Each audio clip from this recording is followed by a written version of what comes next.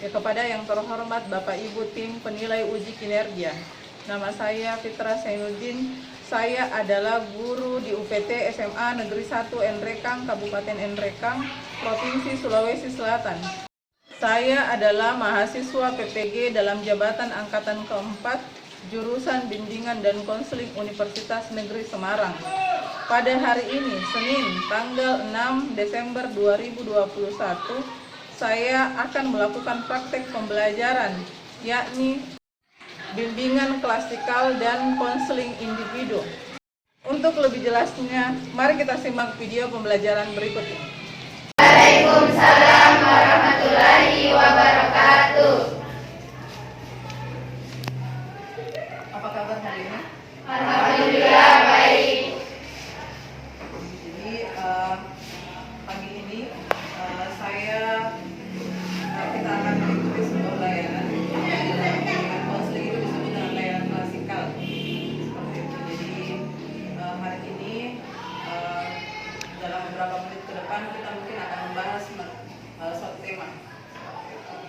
Jadi sebelum kita melangkah ke materi selanjutnya, ada baiknya kita berdoa terlebih dahulu. Ada yang bisa memimpin doa? Silahkan.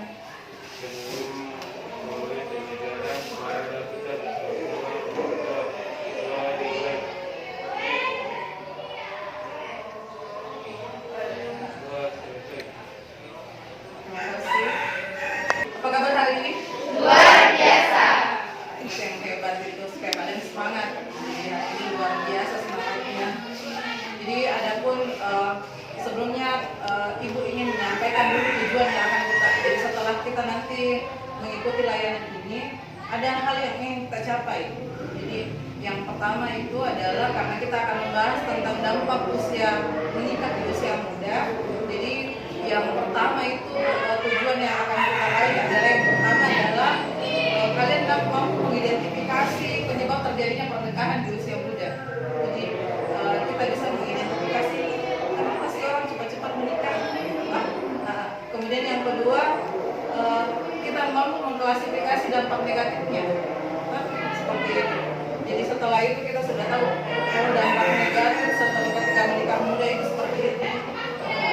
Kemudian yang ketiga adalah kita mampu merumuskan cara mencegah pernikahan ini. Jadi kalian sudah bisa nanti bilang, oh ini yang harus kita lakukan supaya kita bukan tidak mau di usia menikah dini, tapi sebaiknya lebih mapan dan lebih dewasa lagi nanti ke depannya. Untuk lebih mengenakkan suasana, bagaimana kalau kita ice breaking dulu, ketawa-ketawa dulu. Jadi misalnya ini, saya begitu terpesona dan jatuh hati melihat engkau. Jadi pokoknya yang membuat kalimat-kalimat yang mau jatuh cinta begitu. Bagaimana kalau kita jatuh cinta? Seperti itu. Jadi tapi menggunakan kata-kata Bunda yang kita pegang. Siapa kira-kira? Rumah. Saya pergi ke rumah. Tetapi kalau hatiku tetapi kunci hatiku ada di kamu. Ada lagi. Oke. Handphone. Saya sangat bahagia bisa berada di kamu dan aku berisi.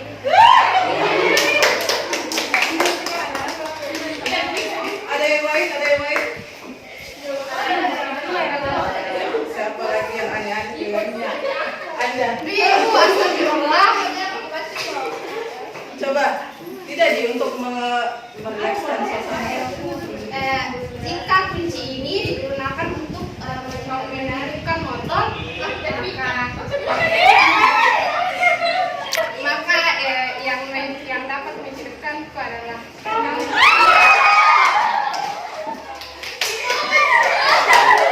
Jadi tepuk tangan untuk kita. Bagaimana rasanya? Jadi lebih rileks kayaknya.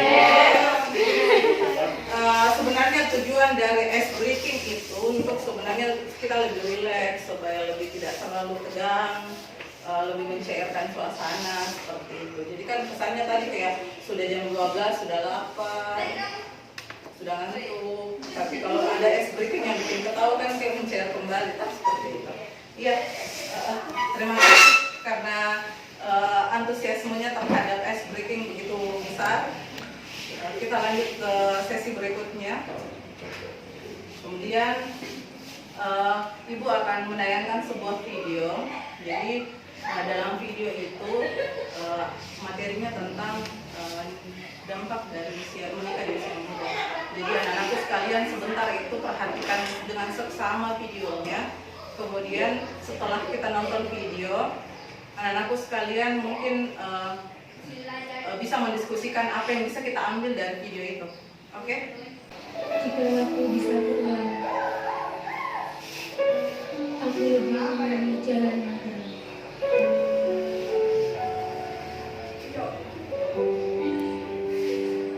Di mana cinta akan tetap hangat.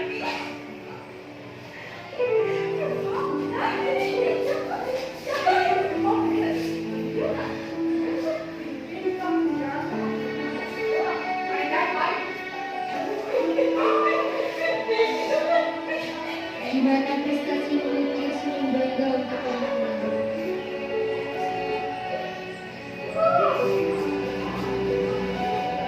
Menikah di usia dini membuatku kehilangan semuanya. Sekolah, teman, canda dan tawa yang biasanya dilalui bersama.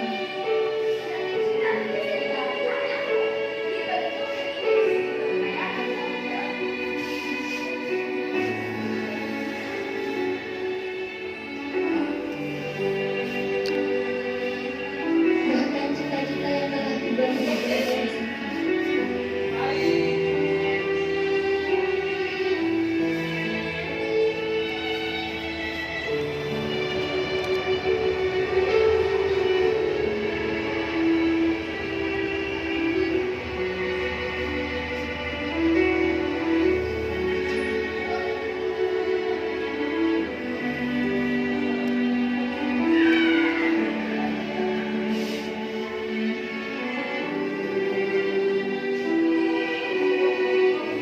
Terkadang aku iri pada mereka yang masih bisa mencintai satu sama lain dan sepenuhnya. Yang ada aku sebaliknya.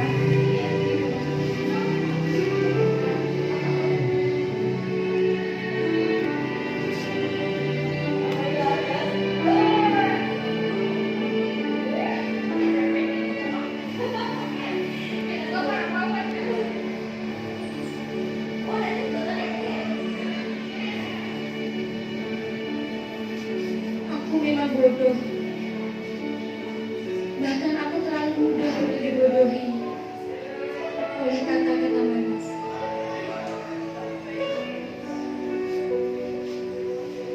Aku telah berikan semua yang kupunya untuknya. Hanya berharap dia untuk selalu bersamaku.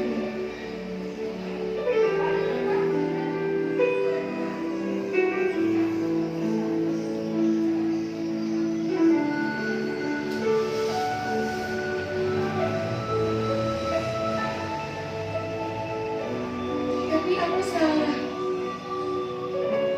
Ternyata kehamilan membuat dia tak ingin bersamaku.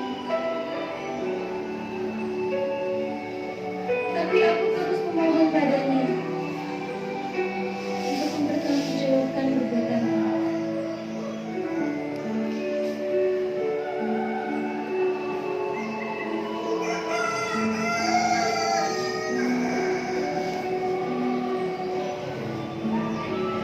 Sampai dia bersedia untuk menjadi anakku.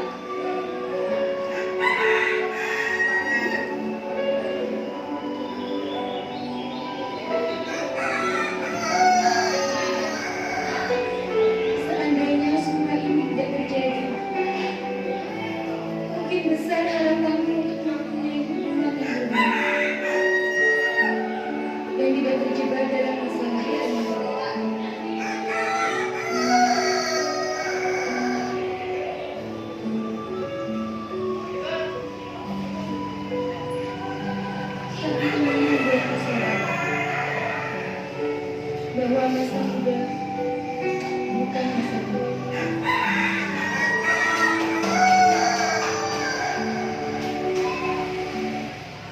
Itu tadi video tentang dampak dari menikah di usia muda.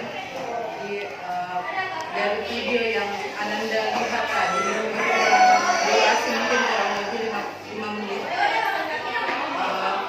Kira-kira ada hal yang mungkin bisa Ananda semua dapat atau tangkap di video tadi itu. Jadi saya bagi kelompok tiga kelompok. Mungkin di sini kelompok 1, kelompok 2, kelompok 3. Kelompok pertama itu membahas tentang bagaimana mengidentifikasi penyebabnya, apa yang menyebabkan terjadinya pernikahan di usia muda. Oke, tidak paham mengidentifikasi penyebab pernikahan di usia muda. Kemudian kelompok 2 dia mengklasifikasikan dampak negatif dari pernikahan muda. Jadi Anda mampu klasifikasi dalam kelompok Anda itu dibahas tentang itu. Kemudian yang ketiga merumuskan. Jadi kita yang merumuskan cara mencegah pernikahan muda. Oke. Ibu kasih waktu sekitar 5-7 menit untuk membahas dalam kelompok. Kemudian setelah itu satu orang mempresentasikan, maksudnya bukan mempresentasikan, membacakan depan umum hasil dari diskusi yang Ananda dapatkan seperti itu. Ya, silakan. Jadi dari itu tadi dari video itu kita sudah lihat tuh dampak buruknya, kemudian apa dampak negatifnya,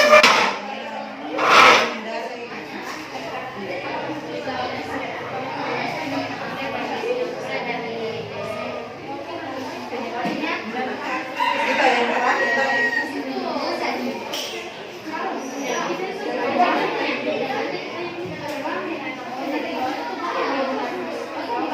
Cara mencegah. Kelompok 2 tadi sudah tahu apa? Bahas tentang apa? Tentang laki-laki. Oke, 1 apa tadi? Oke, silakan didiskusikan.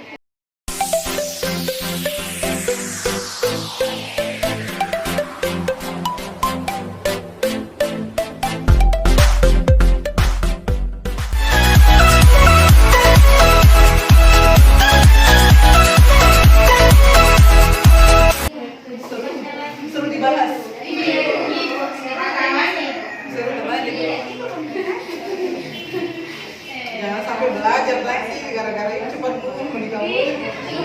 Jangan sampai.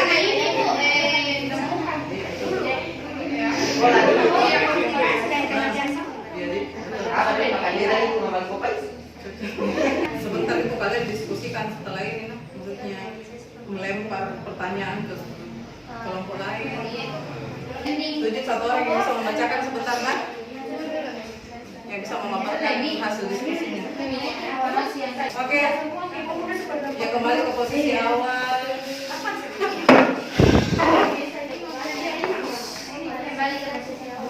Oke, materinya kayaknya terlalu hot sekali. Jadi kelompok 1 sudah siap? Siap? Siap tidak siap? Kelompok 2? Siap. Kelompok 3? Siap. Oke, jadi dari hasil diskusi Anda sekali ya, per kelompok, itu yang kemudian dibahas. Jadi kita diskusikan sama-sama. Jadi nanti kalau kelompok 1 membahas tentang kelompoknya, silakan kelompok 2 dan 3 memberi saran atau mungkin memberi pendapat, silakan. Silakan kelompok 1 memaparkan diskusinya. Assalamualaikum warahmatullahi wabarakatuh. Waalaikumsalam warahmatullahi wabarakatuh. Jadi di sini kami akan mengidentifikasi tentang penyebab pernikahan dini. Jadi yang pertama itu disebabkan oleh adanya faktor-faktor yaitu faktor sosial, ekonomi, agama dan sebagainya. Terus penyebab pernikahan dini itu adanya hawa nafsu yang berlebihan atau memikirkan akibat untuk kedepannya, serta adanya paksaan dari orang tua karena ekonomi yang disebabkan sehingga anak yang akan memberikan untuk meluruskan ekonomi yang tidak baik. Terus adanya pergaulan bebas, karena adanya pergaulan bebas dan lingkungan yang tidak baik. Selanjutnya ada kurang perhatian dan didikan dari orang tua, terlalu berlebihan dalam bersosial media. Oke, itulah tadi penyebab dari pernikahan dini. Assalamualaikum warahmatullahi wabarakatuh. Waalaikumsalam warahmatullahi wabarakatuh. Kira-kira ada dari kelompok lain ingin memberikan saran tentang bagaimana, apa tadi kelompok satu membahas tentang apa? Penyebab pernikahan dini. Kira-kira ada yang mau memberikan saran, kira-kira ada yang kurang mungkin, atau ada yang ingin disampaikan, kira-kira apa sih penyebab selain itu, selain yang mereka sampaikan? Kira-kira ada lagi yang bisa disampaikan tentang penyebab pernikahan menurut Anda? Ya silakan dari kelompok 3 memberi pertanyaan atau memberikan pendapat. Pertanyaan Boleh, silakan. kan salah satu dari salah satu faktor penyebab pernikahan ini adalah karena agama. Bagaimana contohnya? Karena agama, apakah dari ajarannya atau apa? Atau dari kan depannya ada dari ajaran orang tua, kurangnya itu kayak kurangnya iman dari diri sendiri atau kurangnya keberatan dalam. Iya. Menanggapi pertanyaan dari kelompok 3. Faktor agama. Faktor agama. Mungkin karena goyahnya iman sehingga mudah untuk terjerumus ke dalam hal-hal yang tidak baik. Mungkin karena iman yang lebih kuat. Atau kan kadang-kadang juga ada pemahaman bahwa Islam itu kan sebenarnya, kalau kita mungkin meluruskan bahwa sebenarnya Islam tidak melarang kita untuk menikah muda. Bahkan Rasulullah sebenarnya persoalannya adalah pada saat sekarang kan kondisinya anak-anak sekarang bukan menikah karena pemahaman, mau terhindar dari hal-hal yang tidak baik, tapi karena memang mereka terjerumus hal yang tidak baik, yang seperti itu. Jadi tidak apa-apa menikah muda sebenarnya kalau memang kita meyakini bahwa dari menikah muda saya akan jauh dari hal-hal yang dosa-dosa besar, iya betul zina dan sebagainya. Tapi kita lebih concern ke bagaimana kita bisa menata diri dulu, bisa lebih sukses dulu, baru kita ke arah pernikahan. Bagaimana kalau kelompok kita kasih kesempatan untuk menyampaikan hasil diskusinya? Ya, silakan, atau kita upload dulu untuk kelompok. Ya, oke, silakan kelompok 2. Assalamualaikum warahmatullahi wabarakatuh. Saya akan mengklasifikasi dampak negatif dari menikah muda. 1. Rata-rata anak yang menikah muda putus sekolah. 2. Rentannya kekerasan dalam rumah tangga akibat emosi yang belum stabil dan pemikiran yang belum dewasa. 3. Menimbulkan masalah ekonomi atau keuangan dikarenakan pria yang belum ada kesiapan secara mental dalam menanggung nafkah dan berperan sebagai suami dan ayah. 4. Nikah muda menyebabkan gangguan psikologis karena ketidaksiapan menanggung beban dan tanggung jawab sebagai suami istri. 5. Kehamilan di usia muda sangat beresiko mengalami komplikasi yang membahayakan ibu dan janin. 6. Banyaknya perceraian akibat masalah kecil dikarenakan tidak sanggup menjalani berbagai masalah dan beban hidup, terutama masalah keuangan. Betul sekali. Ada lagi? Sekian dari saya. Assalamualaikum warahmatullahi wabarakatuh. Itu tadi pemaparan dari kelompok 2. Jadi kayak saya berikutnya mendengar jawaban dari kelompok, maksudnya hasil diskusi dari kelompok 2, tapi tidak apa-apa kalau dari kelompok 1 ada yang menyampaikan sesuatu, mau pertanyaan atau berupa pendapat, kira-kira menikah muda itu, tadi kan pembahasannya apa tadi, salah satunya adalah belum ada kesiapan secara psikologis juga, salah satunya adalah psikologis, kedewasaan belum ada. Jadi kadang-kadang hal-hal sedikit itu, hal-hal sepele itu bisa jadi dijadikan sebagai masalah besar dalam keluarganya. Jadi rentan untuk perceraian sebenarnya, kan seperti itu toh? Iya. Sedikit-sedikit cerai deh. Bisa lagi kan begitu gitu karena kan pemikirannya belum matang. Betul tadi dikatakan oleh kelompok 3. Kelompok 2 ada lagi yang mau menyampaikan? Ada. Puas sekali dari kelompok 2. Iya. Iya. Kita kasih kesempatan untuk kelompok 3 lagi untuk membahas hasil dari pemaparan dari diskusinya. Iya, silakan. Assalamualaikum warahmatullahi wabarakatuh. Waalaikumsalam warahmatullahi wabarakatuh. Di sini saya akan membacakan hasil diskusi kami tentang cara mencegah pernikahan dini. Cara pencegahannya itu seperti mendekatkan diri kepada Tuhan Yang Maha Esa, menjauhi pergaulan bebas, atau memilih teman yang baik untuk memotivasi diri ke hal yang positif. 3. Bersifat terbuka kepada keluarga. 4. Bijak dalam bermedia sosial. 5. Mengikuti organisasi pemberdayaan perempuan dan forum anak agar lebih mengetahui dampak dari pernikahan dini. Sekian dari kelompok kami. Assalamualaikum warahmatullahi wabarakatuh. Waalaikumsalam. Kira-kira dari kelompok 1 dan 2 kira-kira ada yang mau ditanyakan untuk kelompok 3 mengenai apa tadi pembahasannya kelompok 3? Cara mencegah memutuskan cara mencegah pernikahan di usia muda. Silakan kelompok 2. Atau ada yang mau ditanyakan? Silakan. Atau ada yang mau disampaikan? Kelompok 1 silakan. Oh iya silakan. Kami akan memberikan penyampaian kepada kelompok 3. Contoh forum organisasi wanita. Pemberdayaan wanita mungkin. Ya. Silakan. Ada beberapa pertanyaan dari kelompok 2 tentang kegiatan apa yang akan dilakukan dalam forum anak. Kegiatan-kegiatan tersebut bisa meliputi tentang pengimbauan tentang bahayanya having sex bebas, tentang jaga pergaulan bebas, dan dapat melatih mental secara fisik maupun psikis.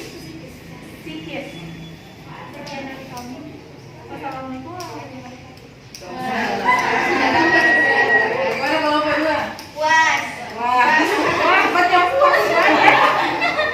Dari kelompok 1 kira-kira ada yang mau ditanyakan? Assalamualaikum warahmatullahi wabarakatuh. Saya mau memberikan pertanyaan Kelompok 3. pada poin kedua tadi dijelaskan untuk memilih teman yang baik. Pertanyaannya apa definisi teman baik itu? Iya, betul pertanyaan bagus. Kira-kira menurut Anda teman yang baik itu yang seperti apa? Kadang-kadang teman yang baik itu yang kadang-kadang kita nggak sefrekuensi. Semakin tidak.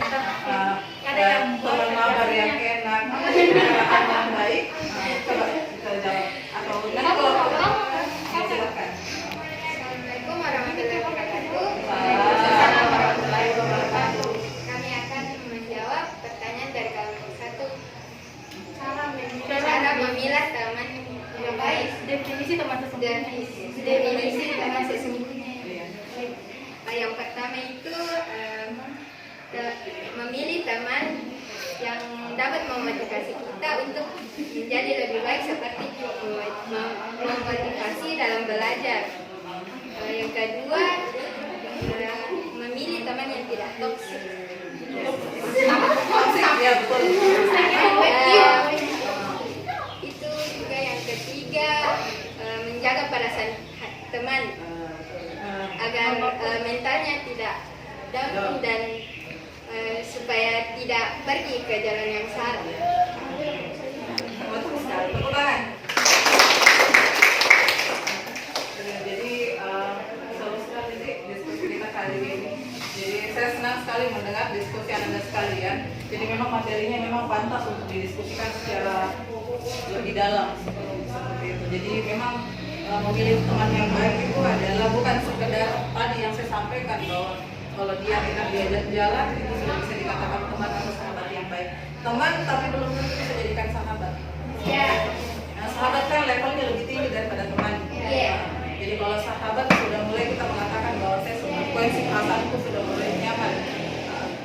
di kelas 10 itu kita belum bisa dikatakan menemukan teman sahabat. Nanti kelas 2 baru Paul dikatakan sahabat. Nah seperti itu, karena kita kan masih menjelajah ini. Kira-kira ini teman baik kah, ini tidak kah, kemarin mungkin baik, bisa jadi belum tentu kan seperti itu. Jadi nanti untuk mengatakan seseorang itu jadikan sahabat itu butuh proses yang panjang. Semoga kita sudah pernah membahas tentang sahabat menjadi teman yang baik seperti itu. Jadi setelah ini, jadi ini hasil diskusi kita. Kita berikan tepuk tangan untuk kita semuanya. Jadi sebelum kita lanjut, Ibu mungkin akan bahas sedikit tentang materi yang kita bahas barusan nih. Saya tidak mengatakan bahwa apa yang Ananda sampaikan tadi itu salah, sama sekali tidak. Semuanya benar sekali. Cuman kita akan menguatkan hasil diskusi Ananda tadi seperti itu. Jadi yang pertama kita harus paham dulu tentang apa sih itu menikah di usia muda. Jadi kalau dalam BBKKBN, tahu apa itu BKKBN? Tidak. Badan Koordinasi Keluarga Berencana Nasional mengatakan bahwa definisi dari menikah di usia muda versi BKKBN. Jadi menikah usia remaja atau early marriage merupakan pernikahan yang dilakukan oleh sepasang remaja laki-laki dan perempuan di bawah usia 20 tahun yang seharusnya belum siap untuk menjalankan kehidupan rumah tangga. Jadi betul tadi yang dikatakan Anda sekalian. Jadi sebenarnya umur bukan jaminan kedewasaan, tapi kalau dalam BKKBN seseorang dikatakan mapan dan sudah siap untuk menikah itu adalah di umur di bawah 20 tahun ke bawah ya. Jadi definisi dari menikah usia remaja itu adalah seperti itu, di bawah umur 20 tahun. Bahkan ada pengertian yang lain yang mengatakan bahwa di bawah 17 tahun itu baru usia muda. Jadi ada beberapa definisi. Jadi kita ambil 20 tahun. Seperti itu. Sudah paham tentang pengertian menikah di usia muda? Kita next ke selanjutnya. Penyebab pernikahan di usia remaja. Terjadinya pernikahan di kalangan masyarakat Indonesia, khususnya remaja, dapat disebabkan oleh adanya berbagai faktor seperti faktor sosial budaya, ekonomi, pendidikan, agama, sulit mendapatkan pekerjaan, media massa, pandangan dan kepercayaan dari orang tua. Seperti yang tadi dibahas oleh Anda sekalian, ada faktor sosial budaya. Sosial budaya kadang-kadang dalam sebuah daerah itu ada memang kan daerah-daerah yang memang menikahkan anaknya cepat karena memang dia kebudayan tradisinya mereka. Jadi tamat SMP sudah bisa menikah. Terus seperti itu. Orang Bugis, orang India juga kan begitu. Masih kecil sudah dijodoh-jodohkan. Seperti itu. Itu faktor sosial budaya. Kemudian faktor ekonomi. Bisa jadi juga karena faktor ekonomi. Keluarganya mungkin tidak mampu lagi untuk membiayai anak-anaknya dan menikah saja toh. Karena mungkin laki-lakinya mungkin lebih bisa makan atau mungkin bisa membiayai anaknya, jadi makanya dinikahkan. Kemudian pendidikan, karena pendidikannya rendah. Jadi karena pendidikan itu salah satu penyebab anak-anak itu bisa menikah muda. Jadi misalnya baru tamat SD, berhenti di sekolah, atau SMP, kasih menikah saja. Karena pendidikannya tidak sampai ke sana, jadi tidak ada yang berpikiran bahwa saya mau lanjut ini, mau kerja dulu, kan memang seperti itu. Kemudian agama, itu tadi karena tidak ada keyakinan bahwa saya belum siap kalau nanti saya jadi ibu, saya tidak bisa jadi ibu yang baik kalau saya belum dewasa, kan seperti itu toh. Saya belum bisa jadi istri yang baik atau suami yang baik, kan seperti itu. Kemudian sulit mendapatkan pekerjaan. Kadang-kadang juga karena sulit mendapatkan pekerjaan, akhirnya semeraut ini dapat laki-laki atau perempuan yang nyantol, tiba-tiba menikah begini, nah gitu.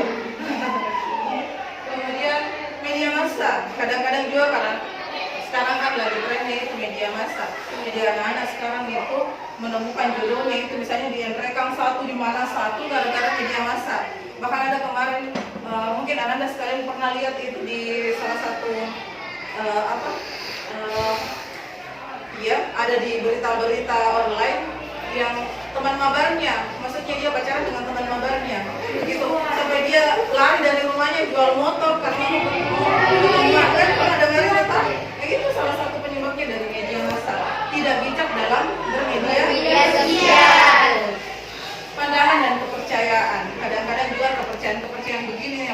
bahwa menikah di usia muda itu katanya lebih bagus, anaknya seumuran nanti, kan gitu-gitu tuh anak-anak. Jadi mama-mama muda yang anaknya seumuran bisa matching-matchingan pakaian bajunya kan begitu. Hanya sebatas begitu, tidak pernah berpikiran bahwa menikah punya anak itu bukan sekedar punya anak, tapi banyak masa depan yang akan kita lalui. Kemudian orang tua yang kadang memang tidak terlalu fokus, orang tua yang mungkin beranggapan bahwa kalau ada yang suka sudah lah ya, menikah saja, kan begitu, kan ada orang tua yang begitu. Tapi masih banyak orang tua yang mengatakan saya mau menikahkan anakku dulu, karena harta benda yang tidak bisa hilang ku berikan ke anak itu adalah menyekolahkan anak, kan seperti itu. Paham sampai di sini? Ya, kita next selanjutnya. Dampak menikah di usia muda. Tadi bahasanya gangguan psikologis. Nah, tahu tidak, menikah itu tidak semudah membalikan telapak tangan. Menikah muda bukan berarti pokoknya mengakhiri semua masalah, tapi menikah adalah berawal dari masalah baru. Seperti itu. Kita akan mempertemukan dua pemikiran yang berbeda. Kan seperti itu. Iya, jadi bukan menikah itu jangan berpikiran enaknya saja menikah, tapi yang dipikirkan adalah masa depannya itu bagaimana. Saya akan bertemu dengan laki-laki yang sama sekali tidak sama dengan pola pikir saya. Toh, akan dipertemukan dalam satu tempat yang selamanya saya akan terus sama-sama. Biasanya orang pacaran saja 1 minggu sudah bosan. Ini insya Allah sampai mati pun kita akan sama-sama. Seperti itu. Bayangkan. Kemudian komplikasi kehamilan, betul tadi yang dikatakan kelompok kedua bahwa kalau hamil muda itu rentan sekali. Jadi belum siap janinnya, seperti itu. Akhirnya karena belum siap janin, itu tadi ada penyakit keguguran dan semacamnya. Kemudian bukan salah satunya juga, bukan yang itu, sebenarnya faktornya juga kadang-kadang kalau belum siap, akhirnya sering kita lihat ada aborsi, minta anak dibuang, kan seperti itu karena ketidaksiapan. Kemudian masalah ekonomi, tadi yang dibahas, karena persoalan ekonomi, kadang-kadang karena masuk persoalan ekonomi, akhirnya terjadi cekcok dalam keluarga. Seperti itu. Suami mungkin karena masih sangat muda, kerjanya cuma main HP terus, main game terus, lupa bahwa dia punya kewajiban untuk memenuhi kebutuhan keluarganya, kan seperti itu.